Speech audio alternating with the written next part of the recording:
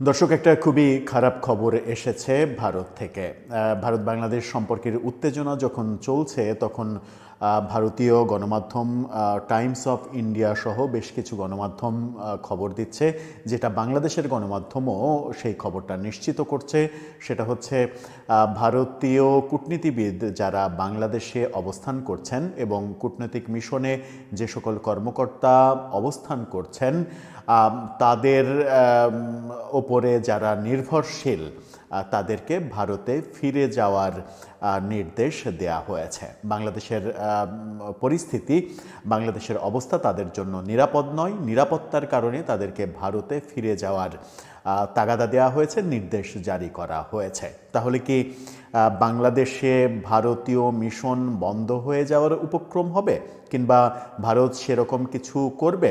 এবং প্রতি উত্তরে বাংলাদেশও কি ঠিক একই ধরনের সিদ্ধান্ত নেবে, ভারত থেকে সব কিছু গুটিয়ে ফেলবে? আসল খবরটা কি, মোদ্দা খবরটা কি? ভারত থেকে যে খবর, ভারতীয় সরকার যে নির্দেশনা জারি করেছে বাংলাদেশ থেকে কেন ফেরত যেতে বলছে তাদের নাগরিকদের, চলুন একটু জেনে দেখি এই ভিডিওতে। থাকবেন পলিটিক্স টিভি। ভারত একটি নির্দেশনা জারি করেছে, বাংলাদেশকে তারা নিরাপদ মনে করছে না। বাংলাদেশ, আমরা যখন ভারতে গিয়ে বিশ্বকাপ খেলা নিরাপদ মনে করছি না এবং ভারতে গিয়ে খেলবো না, এরকম সিদ্ধান্ত সরকারের পক্ষ থেকে জানিয়ে দেওয়া হয়েছে, তখন ভারত বাংলাদেশকে নিরাপদ মনে করছে না এবং এবার তারা অনেক বড় একটা সিদ্ধান্ত নিয়েছে। তারা বলছে কূটনৈতিক মিশনে কর্মরত কর্মকর্তা কর্মচারীদের ওপরে যারা নির্ভরশীল, শুধুমাত্র সেই কর্মকর্তা কর্মচারী বাদে আর যারা রয়েছে তাদেরকে যেন ভারতে ফেরত পাঠানো হয়।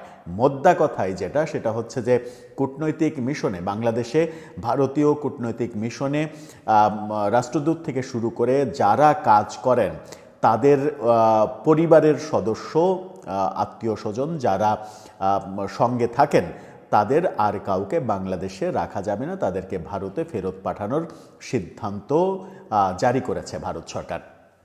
টাইমস অফ ইন্ডিয়া এই খবরটা নিশ্চিত করছে।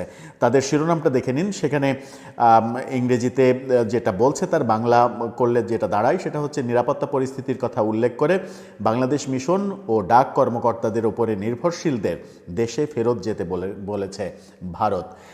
এই খবর যখন তারা দিচ্ছে তখন বাংলাদেশের দুটি গণমাধ্যমের খবর দিয়ে ব্যাপারটাকে নিশ্চিত করতে চায় আপনাদের কাছে। কারণ ভারতীয় গণমাধ্যম যখন কোনো খবর দেয় তখন বাংলাদেশি হিসেবে আমাদের অনেকেরই মনে এই প্রশ্নটা জাগে যে ভারত ভুলভাল খবর দিচ্ছে, ভারতীয় গণমাধ্যম ভুলভাল খবর দিচ্ছে, প্রোপাগান্ডা ছড়াচ্ছে, এরকমটা হতে পারে। বাংলাদেশের গণমাধ্যম ইত্তেফাকের শিরোনামটা দেখে নিন, সেখানে বলা হচ্ছে, নিরাপত্তা ঝুঁকি এড়াতে বাংলাদেশ থেকে কূটনীতিকদের পরিবার সরিয়ে নিচ্ছে ভারত। কূটনীতিকদের পরিবারের সমস্ত সদস্যকে সরিয়ে নিচ্ছে, অর্থাৎ ফেরত যেতে বলা হয়েছে। এদিকে বিডি নিউজ 24-এর শিরোনামটা দেখে নিন, সেখানে আরও স্পষ্ট, সেখানে বলা হচ্ছে, বাংলাদেশ থেকে কূটনীতিকদের পরিবারের সদস্যদের সরাচ্ছে ভারত।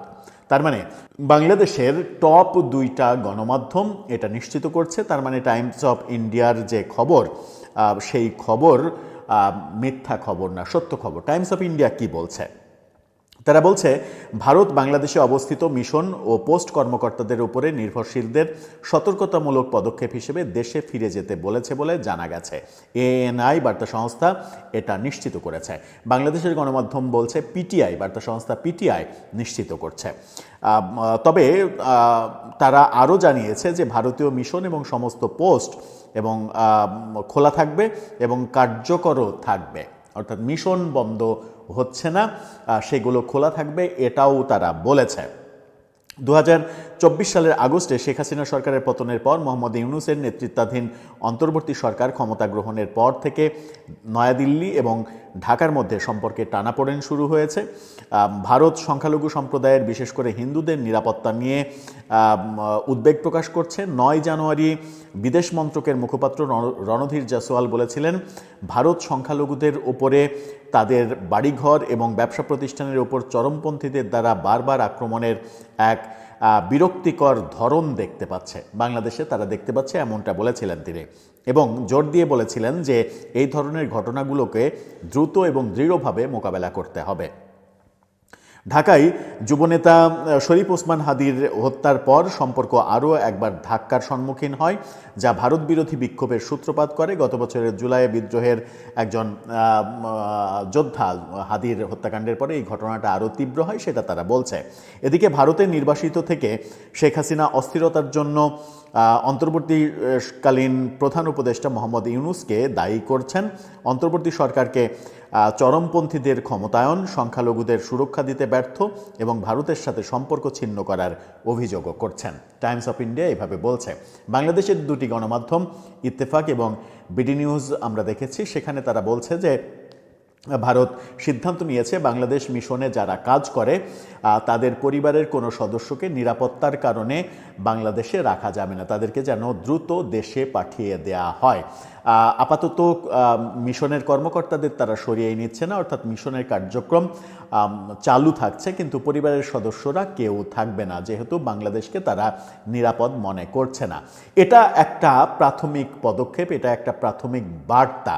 এরপরের স্টেপে হয়তো বাংলাদেশকে আরও বেশি অনিরাপদ ঘোষণা করে তারা মিশনের কর্মকর্তাদের সরিয়ে নিলেও অবাক হওয়ার কিছু থাকবে না। যখন ভারত এরকম সিদ্ধান্ত নিল, তখন এবার কি বাংলাদেশ ভারতে কর্মরত বাংলাদেশ মিশনের কর্মকর্তাদের বলবে যে তোমাদের যারা পরিবারের সদস্যরা যদি থেকে থাকে তাহলে তাদেরকেও ফেরত পাঠাও বাংলাদেশে, কিংবা বাংলাদেশ আরও এক ধাপ এগিয়ে কি এরকম অবস্থান নেবে যে মিশনের কর্মকর্তাদেরই বলবে তোমরা বাংলাদেশে ফিরে এসো, ভারত তোমাদের জন্য নিরাপদ নয়, এবং নিরাপদ যেহেতু ভারত নয় সেই কারণে আমরা টি-20 বিশ্বকাপ খেলতেও ভারতে যাচ্ছি না।